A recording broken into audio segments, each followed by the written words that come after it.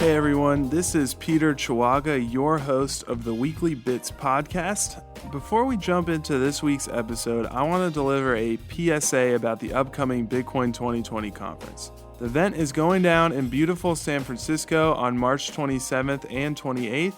Nick Szabo, Tony Hawk, core devs, and Bitcoin projects of all types will be presenting. There'll be a bunch of different experiences for attendees and a lot more that's yet to be announced. To learn more and get your tickets, visit bitcoin2020conference.com.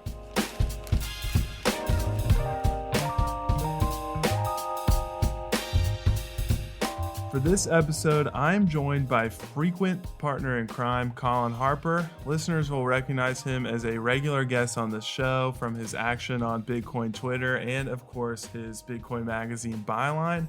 How's it hanging today, Colin? 10-4, good buddy. It's going pretty well. How you doing, Peter? I'm good. I'm excited for our episode today because I've asked you in here, as you know, to discuss your latest banger. It's a cover story currently on the site, and it's under the headline, "On the Coast of El Salvador, Bitcoin is Becoming the Standard."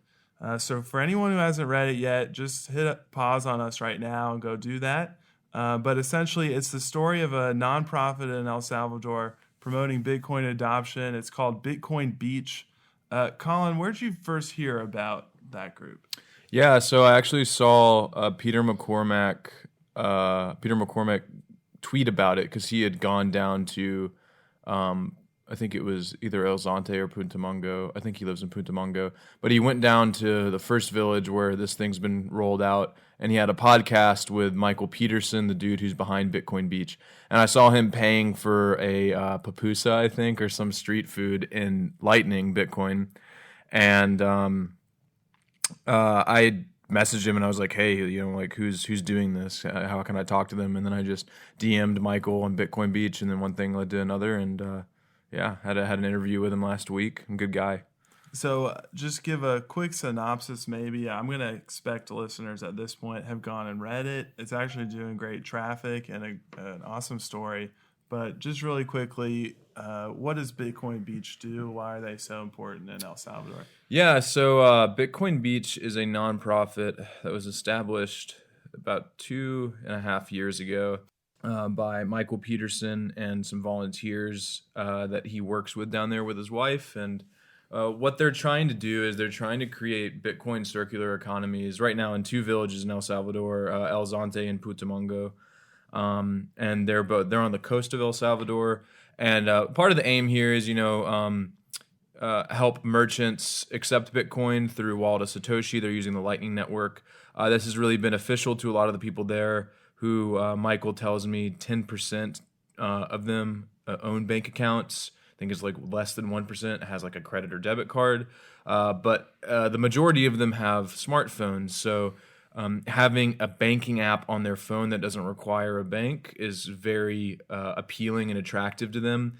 It's very useful and helpful. A lot of the testimonies that we have in the article are people talking about how easy it is for them to use even compared to cash. And now, of course, they are using Wallet of Satoshi. It's custodial, but it's perfect for a use case like this. And so that's one part of it, is trying to create the circular economy to kind of ease the banking woes of the populations there. The other is to create a incentives and wage system for the youth of El Salvador. So they get paid to clean up the villages, they get paid to lifeguard, they get paid for getting good grades. All with the purpose of trying to kind of keep them in their local community so they aren't attracted by the widespread gangs that kind of infest El Salvador. So to kind of hone in on one thing you mentioned there, the testimonies that you got from some of the people actually enabled to use Bitcoin through this program. So for me as a reader, when I got to those testimonies, that kind of kicked the article up a notch for me. The background was all good, great to hear from the founder, but some of my favorite parts were just sort of to really hear from actual people in El Salvador who were essentially unbanked, did not have access to these services, and they're realizing the benefits of Bitcoin. So I'm curious, as a reporter, as someone writing this article, did you feel the same? Those kind of testimonies were kicking up a notch? Yeah, totally. Because it's when you ask the founder of a nonprofit to talk about his nonprofit, Michael's a great guy, don't get me wrong, but everyone has a narrative to sell, and you want to make sure that you're backing up with what they're saying with, primary source accounts from the people who are actually using this. So for me, it really was. I mean, I thought that was essential to really getting the full story out here, because I wanted to see, like, all right, so this dude says like something like over 100 people are onboarded. There's like $5,000 in Bitcoin circulating in a given time. Seemed like small figures, but for these small villages, $5,000, being circulated, it's quite a lot of money. And I thought to myself, that's great, but I want to hear it from the horse's mouth rather than the person running this. So that was really good for me, and it was just good to see. I asked one kid, I was like, so like, do you use your Bitcoin very much? And his response was just, well, of course I use my Bitcoin. I use it every day. And that was really cool for me to hear, because it's not just one of those things where it's like, okay, you're setting a few people up with Bitcoin wallets. And then like with my like living on Bitcoin stories, it's like when you go into those stores, I ask them how many people take Bitcoin daily, or how many people use Bitcoin daily.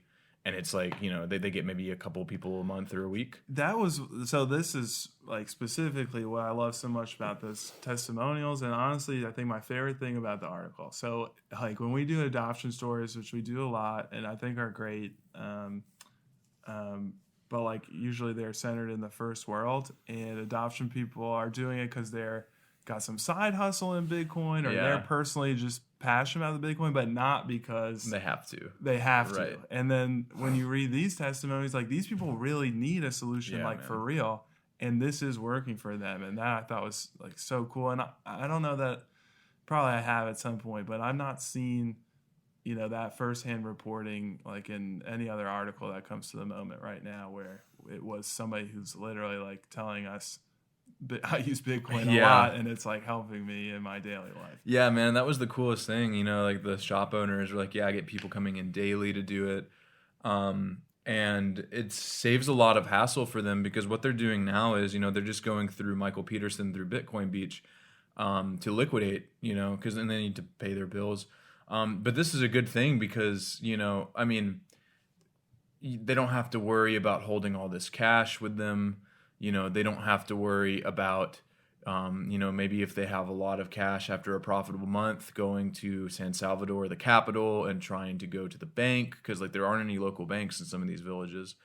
Another thing that it's being used for, which is a common thread and narrative that we're seeing a lot recently, is a lot of El Salvadorians are using it for remittances, which is another one of Bitcoin's really, I think, just like key use cases.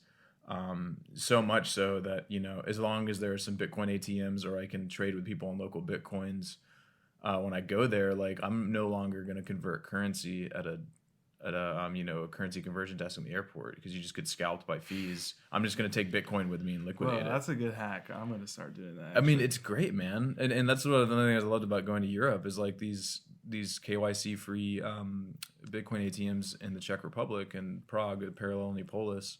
It's like 1% fee, and you just pay your Bitcoin, get your cash, and go on your way. Anyway, a little tangent. But. Yeah, back to El Salvador for this one. This is actually I have a 2-part question here.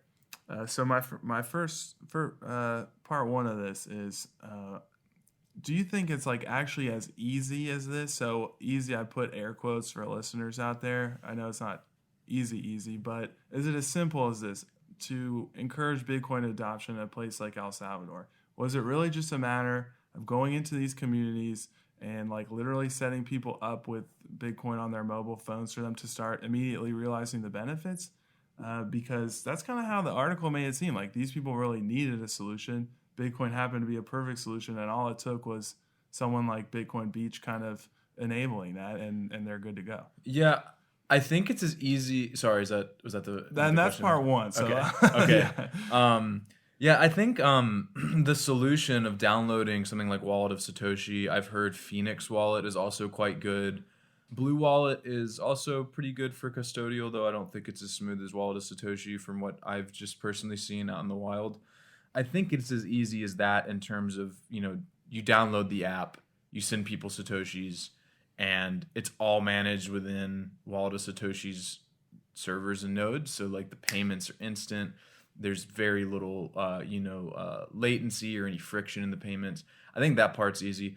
The one thing that I think is a little more difficult that the article probably could have touched on a little more it's just getting people to understand that you're not trying to screw them over, and also that you're, because you're telling them, okay, I'm going to give you an app and a currency that's going to be easier to use than cash, and that they think, okay, well, why are you helping me? Right? There's kind of this like, is there a quid pro quo here? And especially for the merchants, for them, yeah, this is almost akin to going up to them and saying, hey, like, start accepting gold pieces, accept cash. And then so they wonder, okay, well, how can I trade these in for cash so that I can pay for things? Might be even harder to understand if I was in their perspective than cold pieces. It'd be like, start using Dave and Buster's bucks. Which, no offense, I mean, you and me, and any listener out there probably realizes that there's a big difference between Dave and Buster's bucks and Bitcoin. But so this is part two of my question is like, on the other hand, like maybe it's as easy as enabling them with a custodial wallet. But does it also have to be this difficult? As in, does there actually have to be a person on the ground explaining to you why this isn't Dave and Buster's bucks, why this is going to work with you? Because I feel like they're skipping so many steps in kind of like financial sovereignty that they're going from, but maybe that's helpful in adoption. At the same time, they're not so invested in a bank or a third party that they feel like they trust or have to trust, that you don't have to have that kind of side of the conversation with them. Right. So I guess like to answer that question twofold, like I think you do need to have a community representative, if we can call him that, to kind of really walk people through the baby steps of everything. And also for the merchants to kind of harp on this again, having a liquidity provider is huge when you're trying to bootstrap this new economy. Like you don't want to just give people Bitcoin and say, there you go, have fun. Right. Like you want to make sure there are on and off ramps because there is something of a circular economy going between consumers and merchants. But merchants still have to buy their, they've got to buy their cornmeal from maybe the village 10 miles away, or they have to buy their chicken meat from, the poultry guy who lives a village over, and they're not using Bitcoin. So you still need to have the liquidity for the cash there, right? As for the second part of your question where, for the intermediaries, this is something I've thought about too. I think for early adoption until user interfaces and user experiences are smooth enough, custodial, and I think even after that, I think custodial Lightning wallets will probably capture the majority of the market share if this technology starts getting used, kind of in a more widespread manner. Right, that's worthy of another debate on another podcast, probably. But I would definitely agree that I don't know. Like, does that kind of mean that essentially, like the Wells Fargo of Bitcoin is gonna whatever just makes it easiest to use, people are gonna stop caring about that really core tenet of Bitcoin? I think I know perhaps that's a big question. Yeah, I think some will. I think early adopters and people who want to run their own node and want to have their funds offline, like most of those people are still going to use they're going to use a Lightning wallet like Zap connected to their own node, or like Lightning Labs Neutrino or Breeze, something like that for a lightweight client. I think the majority of average users though, like they may say they don't like banks, but there's one thing they love about banks is they love the fact that they don't have to worry about if their money's going to get messed with, right? Right. And so I think that you're going to have similar functions in the Bitcoin ecosystem with kind of like benevolent custodians, I'll call them. And they're going to be custodians that the community trusts. And I think that's going to be a big thing here is like you're going to have certain companies that are going to custody Bitcoin outright, but their intentions, hopefully at least, are going to be better, right? Such a slippery slope. It is a slippery slope. Custodian. So it is a slippery slope. I think one thing, this article is super positive, and it should be. And I think step one, right, is to, I don't know that you can call us banking the unbanked, but provide some level of financial sovereignty to people who don't have banking the unbanked. Let's call it. All right, we're banking the unbanked here in El Salvador. So all due respect to Wall of Satoshi for doing that. But one thing we don't really dive into, and would be a whole another article or series in its own right, is like, are we just reinventing the wheel here? Yeah. And like maybe one thing that's a community representative who is on the ground, needs to do at some step, if not initially, is kind of like then explain why these people haven't been banked in the first place and why Bitcoin, like kind of give you the core tenets of Bitcoin and maybe foster some interest in running nodes and being your own custodian to some level. Although I know that that's a huge undertaking. Yeah, I mean, I think that's definitely like the next best step. Like, in a perfect world, what would happen with a project like this is you'd have like a few villages. Let's say you have 2 villages that are doing this. Each village runs like a few nodes, right? And like, a couple of tech savvy people within the village run those nodes, and then they start setting up, payment channels with people and start trying to broker or start trying to bridge the technical and non-technical gap for people. But kind of in that scenario, you kind of still end up with, I think, unless everyone is running their full node in that scenario, right, you still end up with what Wallet of Satoshi is doing, right? So I think the important thing here too is just like, while it is custodian, and while things on Bitcoin is supposed to be meant to be non-custodial and something that people can hold themselves, I think the important thing in these kind of use cases first, so that we don't put the cart before the horse, is focusing on accessibility. And I think that's the big thing here. Like the barrier to entry to opening up a bank account as opposed to getting a Wallet of Satoshi app on your phone and then receiving Bitcoins that way, it's like, the difference between 5 minutes and, a day's trip for these people. Yeah. So that's actually a great segue into the next question I have down here. So what would you personally, opinion time, rather see, Colin? Would you want Bitcoin Beach to kind of grow in geography and do what they're doing in the next village over in El Salvador? Or would you rather kind of dig deeper with the those who are already on the program adopting Bitcoin and kind of start having some of those mining, node running, custody conversations? Yeah, I think probably the latter. I think I'd rather see the idea kind of fleshed out and see all the kinks kind of ironed out in one instance before it starts like expanding. I think going to other villages would be great, but I think like just as a case study, it's just fascinating to see how well this can work, will work, or if it doesn't work, right? Mm-hmm. Like maybe it fails down the road. It doesn't look like it's probably going to, I don't think that it's going to like bottom out. I think that like what Michael has done here is definitely probably converted some people into hodlers. Like, and that's kind of the long-term goal, he said, is like he eventually wants people to start like holding on to the Bitcoin that they earn, and hopefully, in a year or two, they'll find that it is appreciated in a way that they're not used to seeing their cash appreciate. Yeah. So, and in terms of getting them more involved into what Bitcoin is and then how it works, I definitely think that you would want to focus on like, your flagship village, try to start educating them on the finer points of self-sovereignty.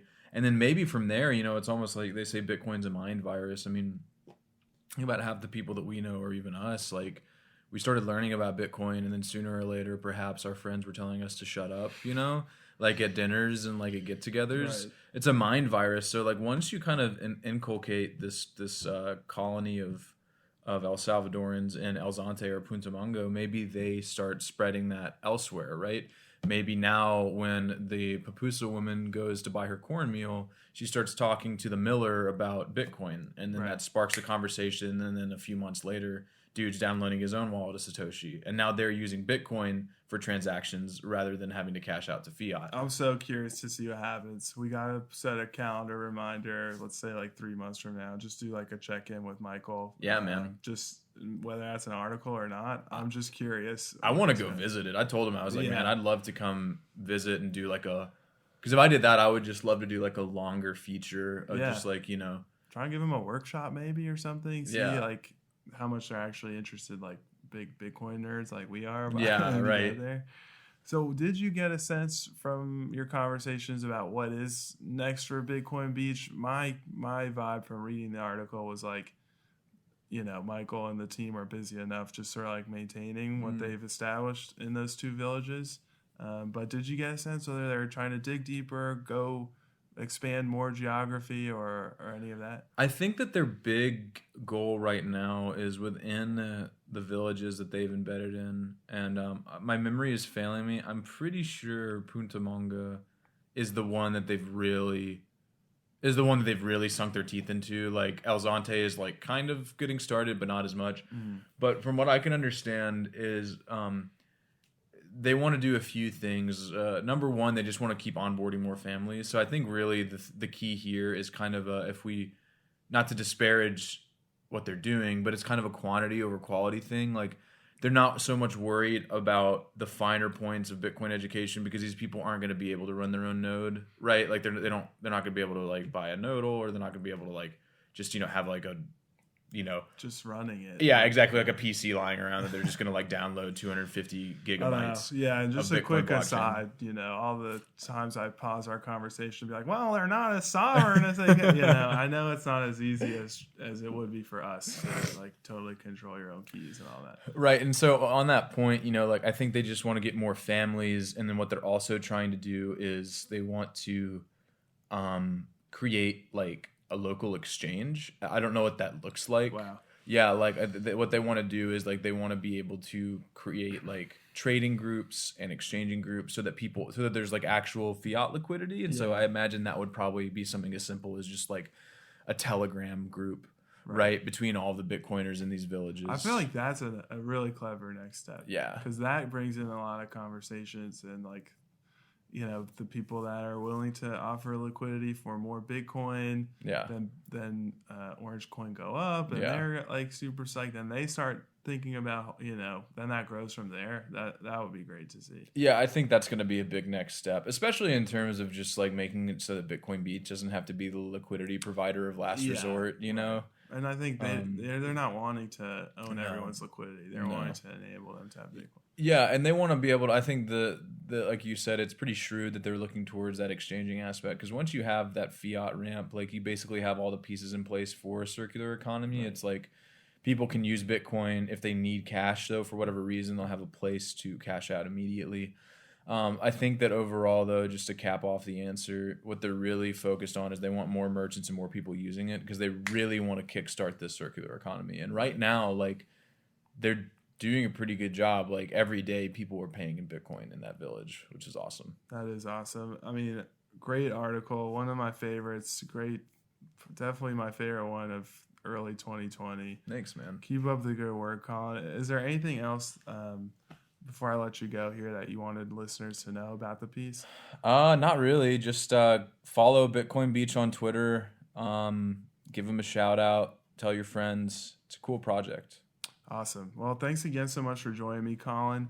Remind everyone where they can find you online. You can find me at Bitcoin Magazine as always, and you can also find me on Twitter at As I Lay Hodling. You can also just find me by my name, Colin Harper. That's one L. I've got a red beanie on in my profile pic covering my eyes. Look for the beanie, everybody.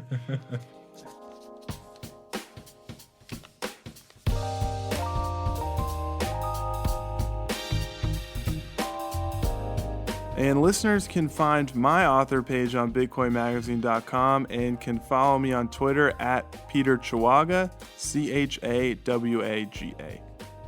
That does it for another episode of Bitcoin Magazine's Weekly Bits podcast. Thanks so much for tuning in. We'll be back next week. In the meantime, please don't forget to leave us a rating and review so we can improve the show and help reach the undoctrinated no-coiners out there. The Bitcoin Magazine Weekly Bits podcast is a BTC Media produced podcast on the Let's Talk Bitcoin network. Thanks again to my guest, Colin Harper. This episode was produced and edited by Graham Peterson. If you're interested in reading the story we discussed or others like it, check out our homepage at bitcoinmagazine.com and make sure to follow us on Twitter at Bitcoin Magazine to keep up with all the latest. You can find more engaging podcasts over at letstalkbitcoin.com, and you can follow them on Twitter at the LTB Network. Be sure to subscribe to the show on the Apple Podcast app, Spotify, or wherever else you get your podcasts. Thanks for tuning in, and we'll see you next time.